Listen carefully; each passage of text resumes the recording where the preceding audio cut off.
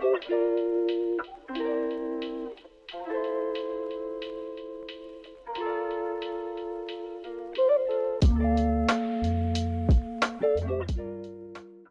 nurse's view of the continuing sabotage of the NHS.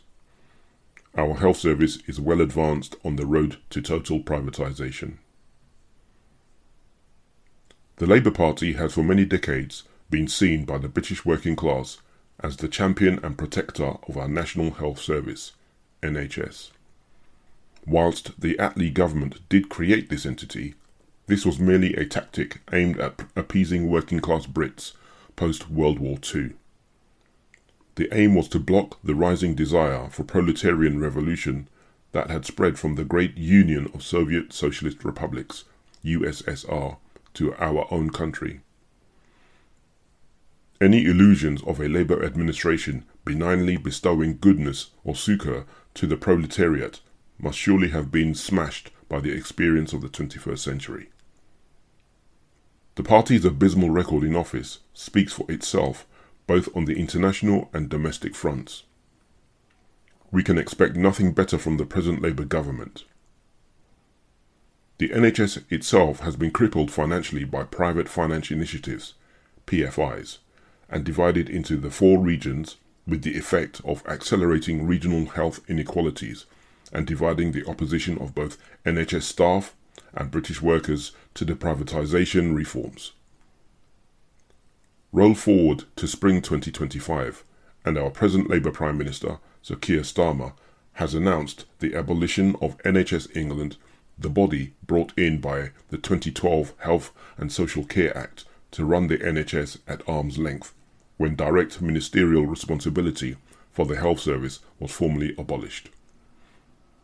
Under the leadership of Simon Stevens and Amanda Pritchard, this body has been wedded to the agenda of privatisation and first pushed the internal market further by handing over funding to GP consortia, so-called clinical commissioning groups, CCGs, that took control of around £90 billion of the health budget. The CCGs were encouraged to ration services and also to commission provision from outside the NHS, awarding huge sums to the private sector. They have now been transformed into 42 integrated care systems, which spend our health budget in their regions. They are managed by integrated care boards, ICBs, composed of a few token local councillors, a few token NHS doctors, the same NHS England managers, and, crucially, a host of private care and health insurance managers. In 2022-3, integrated care boards in England received £107.8 billion in funding, representing just over 70% of the NHS England's total budget.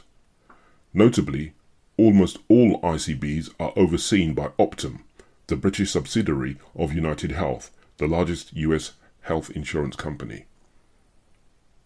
Following the announcement of the bonfire of the Quangos, the immediate response from most hospital trusts was to inform their staff that further cuts are looming. Cuts have become the usual policy of the NHS trusts, all of which are now operated as business units, and all of which are given instructions to cut their budgets each year. Wages in the NHS are banded, and the lowest pay band of the NHS staff is now below minimum wage. Every year, the paltry minimum wage rise outpaces the pay increment of our health support workers. Management at my own hospital this year responded by promoting most of this band to a higher banding so that they are now paid at a rate just a few pence above minimum wage. It is scandalous how little these workers earn, considering the heavy responsibilities they bear and the broad range of skills they possess. The pay review body is notoriously slow in awarding NHS staff their annual pay rise, which is routinely well below inflation. The multiple unions representing NHS staff pay lip service to demanding restorative pay rises, but tend to capitulate to their cronies in the Labour Party, not wanting to embarrass them for fear of hurting their electoral chances, and instead instructing members to accept what are, in effect, pay cuts. Another blow to NHS staff relates to the rules for what are called bank shifts. This is a system under which NHS employees can sign up to a bank of employees who are willing to do overtime as needed. In future, however, staff doing overtime will no longer be paid in accordance with their seniority, but only at the lowest rate for a person of their status. Additionally, despite massive staff shortages, hardly any overtime is offered as the hospital trusts are forced to scrimp and save. This is all very demoralising and necessarily leads to staff being overworked and feeling underappreciated. Low staffing levels compromise patient safety. Despite this, most staff still work hard to actually put their patients first and give them the best care that they possibly can. But nurses carry the increased risks posed by working in an environment that is being financially rather than clinically engineered. The unions are enthralled to the Labour government, and as the Prime Minister has already warned public sector workers to be more productive if they want to receive a pay rise above inflation, it is unlikely that workers will receive any meaningful redress. Our unions have failed us, and will continue to do so unless the grassroots organise and act creatively to force the government to meet their demands, the least of which should be to demand a living wage for all, with additional benefits for those with greater qualifications, experience and responsibilities. We need to be imbued with the spirit of the valiant miners' strikers, bearing in mind that the NHS is being deliberately undermined in order to pave the way for more and more privatisation. We also need to be creative in the ways we resist, ensuring that our actions hurt primarily the privateers and the political parties who serve their interests. Our NHS is, and has been, in crisis for a long time, and this is no accident. It is in exactly the state desired by the ruling elite, who are openly plotting to slice and dice it into sellable entities to their cronies and to start the rollout of American-style healthcare systems, the so-called accountable care organisations, of which our integrated care systems are the British equivalent. It is clear from our experience as patients and NHS professionals that access to frontline care is worsening. Long waiting lists effectively ration care, and more British workers who can afford it are choosing to have private health insurance. The terrible results, of course, will be, firstly, the legions of working class people unable to afford adequate medical care, and secondly, the unashamed looting of the NHS funds by the private sector. Private healthcare in the USA and elsewhere is notorious for subjecting patients to unnecessary tests and procedures in order to boost profits. There's trouble at the mill. Most student nurses are encouraged to read and assimilate the horrendous failings of mid-staff's NHS trust in order to ensure such scandalously high mortality rates never happen again. But no amount of reading and assimilation will of themselves change the conditions of a service geared to delivery of profit rather than consideration of care. It is these deliberate managerial decisions that lead to staff cuts, downskilling, overwork, and the general environment of penny pinching, which were the basic reason why the mid-staff's failures occurred. The Francis report was damning, rightly so, about the negative culture and failings in delivery of patient care at the mid-staff's NHS Foundation Trust. But the solutions put in place to ensure it never happens again are underwhelming, to say the least. In 2013, the 6 C's of care for so-called NHS professionals was introduced, basically to teach Granny to suck eggs. Every trust brandished its trust values from on high and produces positive statistics about how it makes the patient the centre of the care, etc., etc. Indeed, candidates at interview for NHS jobs receive negative feedback if they are unable to hold forth upon said values, allegedly unique to each trust, but overwhelmingly homogeneous and corporate. Report of the Mid-Staffordshire NHS Foundation Trust Public Inquiry, known as the France Report, 6th of February 2013. Yet, Notwithstanding all this righteous virtue signalling, there have been multiple incidences of suboptimal patient care, serious neglect, and even deaths in recent weeks, let alone years, across the whole of Britain. Corridor care has become the new normal, as have so-called boarding areas, i.e., the temporary installation of patients wherever it might be possible to find space, even though it is clear that care delivered in these conditions is substandard. Patients in my own hospital's crowded accident and emergency waiting room are routinely hooked up to drips or left to sit uncomfortably for hours, regardless of their mobility, whilst waiting for admission or test results. In fact, one NHS trust recently advertised for a specialist corridor care doctor, despite calls for this practice to be halted and for the government to take action.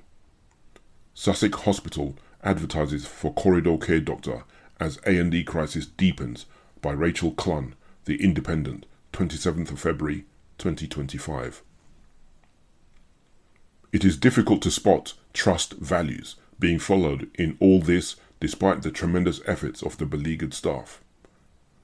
Where staff do try to intervene to prevent malpractice occurring before their very eyes, they are frequently silenced by management bullying tactics, and this in spite of much vaunted freedom to speak up guardians who are supposed to protect whistleblowers. Introduction of culture wars demoralizes staff further. If there is one thing that NHS workers are very well acquainted with, it is the basics of human biology. What better weapon, therefore, could be used to demoralize them than forcing them to deny realities and subjecting to disciplinary action anyone who deliberately or even accidentally claims that it is the biological difference between them that distinguishes men from women and vice versa. NHS staff are now forced on pain of dismissal to accept the notion that men can be pregnant, give birth to children, and lactate. A mother therefore becomes a birthing parent, and he or she is encouraged to chest feed their baby, although that is literally impossible for a biological male. Trusts appear more concerned about silencing than protecting staff who point out the idiocy of asking adult men whether they may be pregnant before being offered x-rays. One member of staff who failed to inquire about the pregnancy status of a male patient was required to attend mandatory training to support them in addressing their bias, and was supplied with copious rainbow badges to wear and share with their colleagues. In another case, a very experienced nurse was called to assist with a highly aggressive patient, a man to all appearances, as well as according to hospital notes, brought in handcuffed to 2 prison officers. In trying to persuade that person to calm down, she politely addressed him as Sir, which set the patient off in a torrent of racist abuse against the nurse, amidst a claim that to address him as Sir when he identified as a female was equivalent to addressing a black person using the N-word. Although the nurse responded to all of this abuse in a highly professional manner and saw to it that the patient received the appropriate treatment, and despite the fact that she had no possible way of knowing that the person identified as female, the nurse was suspended. Could anyone blame her if she decamped to a private hospital? Case studies in gender bullying and the response of nursing unions. Sandy Peggy is a nurse working for the NHS in Fife, Scotland. Sandy, who has an unblemished record and has worked in the health service for 30 years, brought a case before an employment tribunal against both NHS Fife and Dr. Beth Upton, a male member of staff who self-identifies as a woman, after she was suspended from work for complaining that she had been forced to share a changing room with a man, namely Dr. Upton. Peggy pointed out that by being forced to share a changing room with a man, she had been unlawfully harassed under the 2010 Equality Act. Sandy told the Employment Tribunal, which commenced on 3rd of February 2025, that she felt embarrassed and intimidated when Dr. Upton began to use the female changing rooms in accordance with a policy adopted by NHS Fife in accordance with wider NHS guidance, which states that changing facilities are available to anyone in accordance with their gender identity. The term gender identity in this context, meaning whatever gender the person in question decides that they are, regardless of their biological sex. Sandy raised the issue of Dr. Upton accessing the woman's changing room on 3 occasions. The first of these was in August 2023, when she entered the changing room to see Dr. Upton using the facility. She raised the matter with her line manager, who assured her her concerns would be addressed. Yet despite this assurance, Sandy found herself again having to share this changing room with Dr. Upton on or around late October 2023, when Dr. Upton entered the changing room while Sandy was in the state of partial undress. The third occasion was on Christmas Eve 2023, when Sandy challenged Dr. Upton's presence in the woman's changing room, telling him that it was inappropriate for him to be there and that she felt intimidated in his presence. Dr. Upton claimed that he believed that he was entitled to be there because he was a woman, to which Peggy reiterated that Dr. Upton was not a woman and that her safety was put at risk by him being there. When Dr. Upton complained to the health board about Sandy's behaviour towards him after this exchange, she was placed on leave and then suspended by NHS 5, pending an investigation.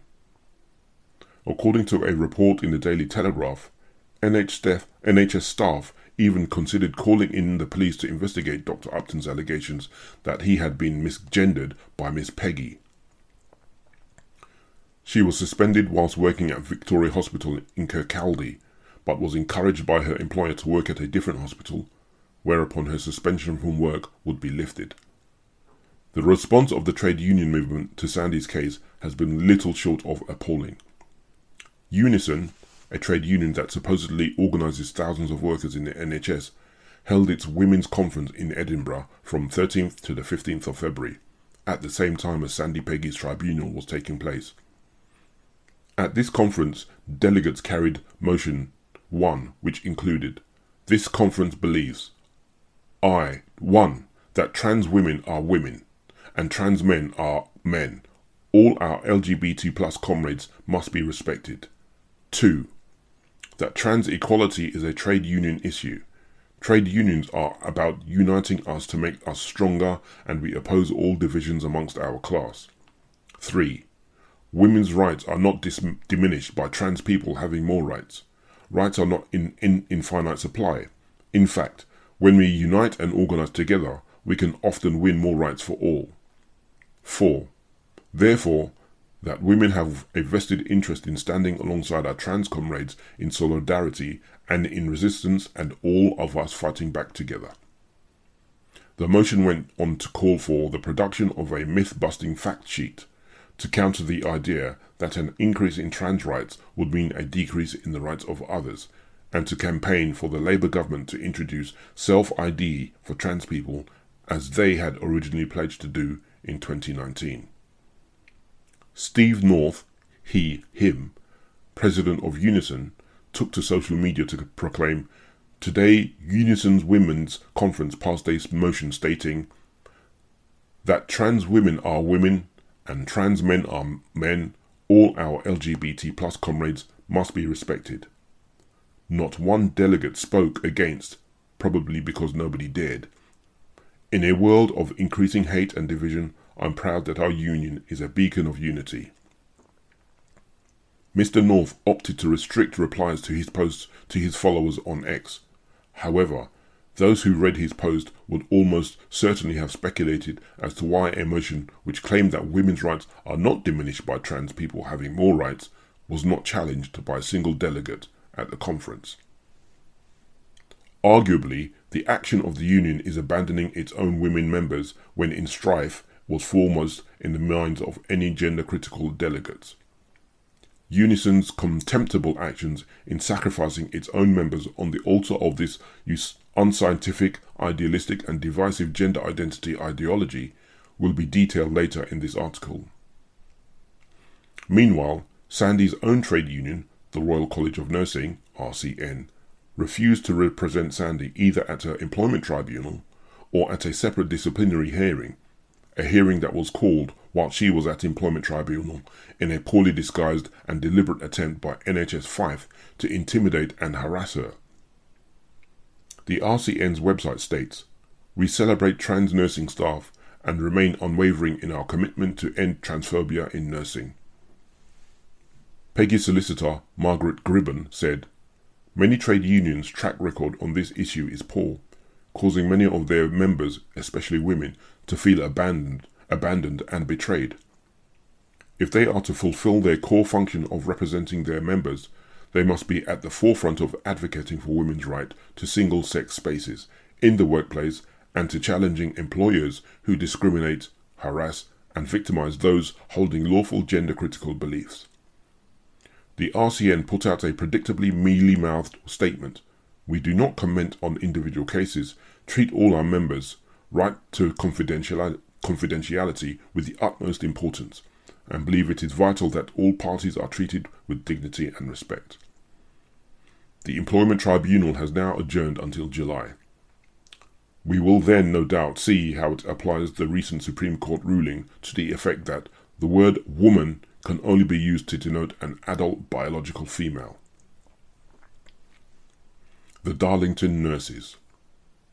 Meanwhile, 8 nurses working for the County Durham and Darlington NHS Foundation Trust are pursuing a case at the Employment Tribunal over their employer's decision to allow a man identifying as a woman, Rose Henderson, to use the changing facilities at Darlington Memorial Hospital.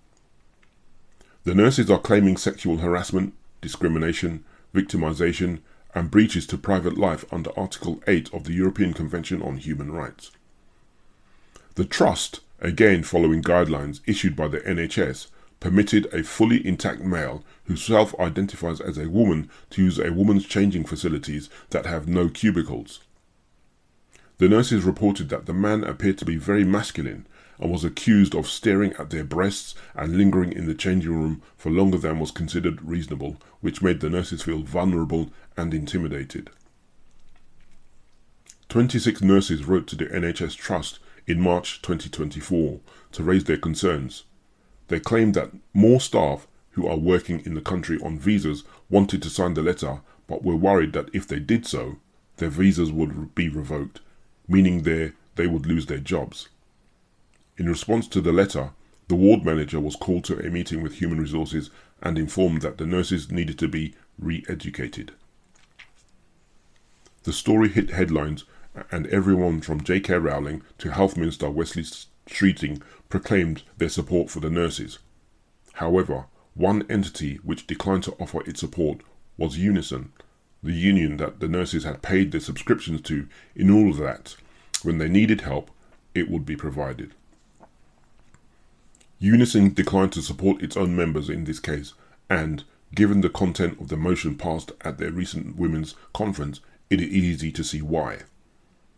The nurses decided to found their own trade union, which they called the Darlington Nursing Union, and were invited to London to meet with Wesley Streeting in October 2024. Unison were deeply displeased at this meeting, with Union President Steve North taking to X to condemn Streeting for pandering to anti-trans bigotry. The nurses were forced to found their own trade union, but still needed the aid of an organisation called Christian Legal Centre for the financial assistance to pursue their case at Employment Tribunal. The tribunal opened on the 2nd of April, only to be immediately adjourned when the NHS Trust claimed that it needed time to carry out an internal investigation, despite the case being over 18 months old. Judge Stuart Robertson, who chaired the preliminary hearing, said that the Trust's actions subordinated proceedings to an independent investigation. The tribunal will reconvene in October. Freedom of speech. In addition to all this, hospital staff have absolutely no freedom of speech. It may be fair enough to expect them not to allow their political or religious opinions to come to the attention of patients, since they have no relevance to clinical treatment. But this prohibition now extends to what staff do in their spare time and even to private conversations among staff members. Any suggestion that a staff member may have been speaking out about their ongoing genocide in Gaza and Palestine, where genuine victims abound, is frowned upon by most trusts. Those who disseminate factual information that counters the establishment narrative can expect serious repercussions. Fight back. The whole system is broken, but that is exactly how the ruling class needs it to be. This includes the Labour government, whose minister makes so much play about being the party of the NHS. The truth is quite the opposite. Labour is fully complicit in driving the NHS into crisis and in using the crisis to further the agenda of privatisation.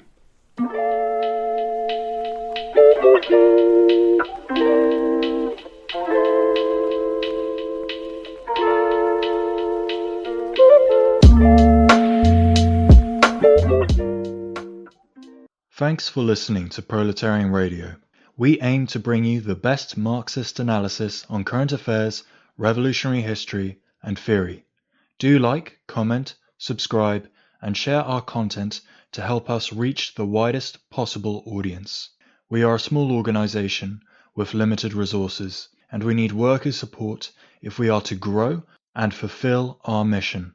If you are able to make a one-off or regular donation, no matter how small, please visit our website at thecommunists.org and register as a supporter.